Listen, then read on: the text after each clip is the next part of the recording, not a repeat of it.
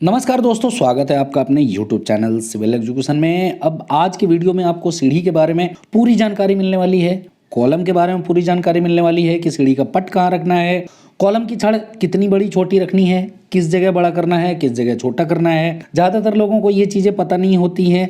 सीढ़ी में साथ साथ और भी चीज़ें आपको पता चलने वाली हैं। कॉलम के साथ साथ पता चलने वाला है कि जो सीढ़ी का राइजर और ट्रेड है, मीन्स जो धापी बनाते हैं या उठान बनता है, या सीढ़ी की जो डिग्री होती है, मीन्स आप फ्लोर से सीढ़ी का जो तली लगाते हैं, मीन्स जो ये प्लाई दिख रही है आपको, ये कितने पे लगाई जाती है, ये आपको सारी चीज़ें पता चलने वाली हैं। अब देखिए दोस्तों, होता क्या है कि ये जो उठान होता है इसको राइजर बोलते हैं टेक्निकल लैंग्वेज में। इसकी जो आप घर में जब भी बनाएं तो लगभग 6 से 7 इंच से ज़्यादा ना रखें, क्योंकि उससे ज़्यादा दिक्कत होगी। फिर ये जो धापी होता है, मीन्स जो पड़ाव या फिर ट्रेड बोलते हैं, ये कम से कम आपको 9 इंच का रखना जरूरी है। अब बात आती है कि सीढ़ी की चौड़ाई कितनी रखें। तो नॉर्मल घर में आपको 3 फुट ये चौड़ाई ज़रूर रखनी चाहिए कि आराम से आप नीचे की सीढ़ी भी चढ़ा सकें, ऊपर की सीढ़ी छत में जोड़ सकें। तो 3 फुट रहने से ईजिली रहता है दोस्तों, और अच्छी स्पेस आपको मिल जाती है। और जो एंगल है, मीन्स जो सीढ़ी का जो उठान होता है, जैसे मैं चढ़ रहा हूँ, ये एंगल आपके फर्श से 40 डिग्री लगभग आप ले सकते हैं। अच्छा रहेगा, कम रहेगा और थोड़ा सुटेबल है, लेकिन जगह कम होने पे आपको ये सारी चीज़ें ध्यान देनी है। थर्ड चीज़ जो है, यहाँ देखिए 12 डाया रेनफोर्समेंट यूज की गई। मीन्स इसमें कितना पैसा लग गया है छड़ में, या यहाँ छड़ में ज़्यादा पैसा लगने की वजह से इस सीढ़ी की कॉस्ट ज़्यादा लग गई है, जबकि कोई फ़ायदा नहीं है। यहाँ आप 10 का भी लगा सकते थे तो आपका चल जाता। जैसे नीचे देखिए 10 का लगा हुआ है। अब बात आपके मन में आएगी कि छोटी वाली छड़ क्यों है। ये एक्चुअली ऊपर चली जाती है, जैसे अभी मैं बता रहा था आपको।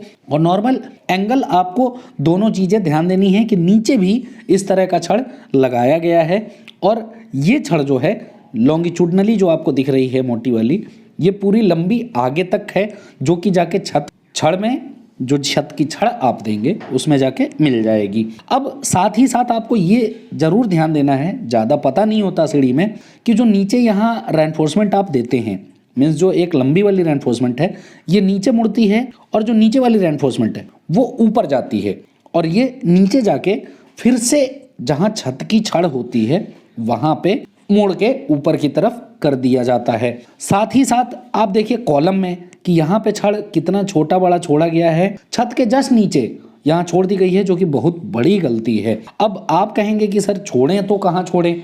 आपको ये ज़रूर ध्यान देना है, यदि आप एक महिला घर बना रहे हैं तो जैसे देखिए ये जो ईंट जुड़ाई किया हुआ है, ये ईंट जुड़ाई छत का बॉटम है। अब इस लेवल से कम आप 6 इंची तो छत डालते ही डालते हैं। तो आपको ये जो छड़ जो छोटी हो गई है, इसको शुरू से ही ऐसा आपको काटना है कि कम से कम आपकी जो छड़ आएगी, जो स्लैब की छड़ के ऊपर तक चली जाए। यदि आप 1 फ्लोर का बना रहे हैं तो, सेकंड फ्लोर का बना रहे हैं तो ये जो बड़ी वाली छड़ है इसको भी आपको कम से कम दुगना रखना है। दुगना कितना रखना है, जो छड़ होगा उसमें 50 का गुणा कर दीजिए। 50 का गुणा करने के बाद जो आएगा उसमें 2 का गुणा करके ऊपर तक इस छड़ को छोड़ना पड़ेगा आपको।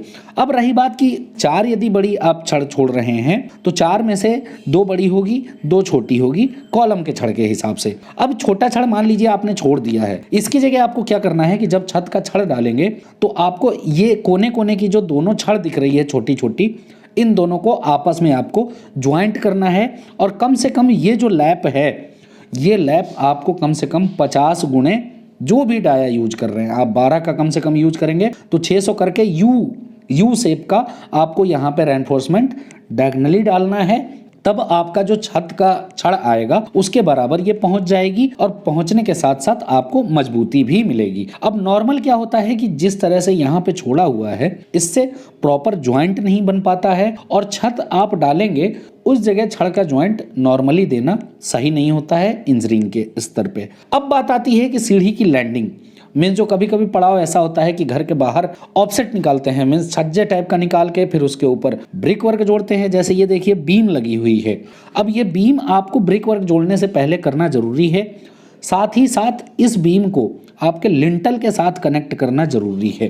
ज़्यादातर केसेस में क्या होता है कि लिंटल के साथ कनेक्ट नहीं किया जाता है, और साथ ही साथ बीम कमज़ोर होने के आपके जो वॉल करेंगे, मीन्स जो दीवार करेंगे सीढ़ी के ऊपर, इस बीम पे चारों तरफ आपका कमजोर हो जाएगा। तो ये बीम इस तरह से आपको जरूर देनी है। आप नीचे की तरफ बीम रखें तो ज़्यादा बढ़िया है, लेकिन कभी कभी केसेस में हाइट आपको नहीं मिलेगी तो ऊपर की तरफ इस बीम को रखना पड़ता है।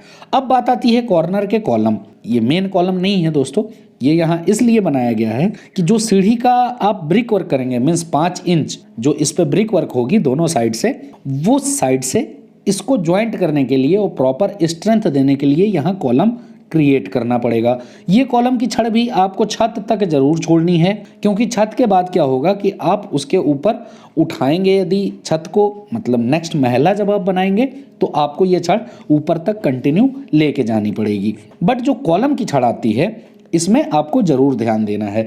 अब बात आती है कि कॉलम के साथ साथ आप, जैसे होता क्या है कि कॉलम पहले डालें या ब्रिक वर्क पहले डालें, तो देखिए होता क्या है कि यदि ब्रिक वर्क पहले आप कर देते हैं तो इस कॉलम को डालने के लिए आपको शटरिंग कम लगाना पड़ता है, खर्च कम पड़ता है, और साथ ही साथ जो बॉन्डिंग होगी ये आपको शटरिंग लगा के बॉन्ड करने से, मीन्स ब्रिक वर्क करने से आपकी ढलाई अच्छी आएगी।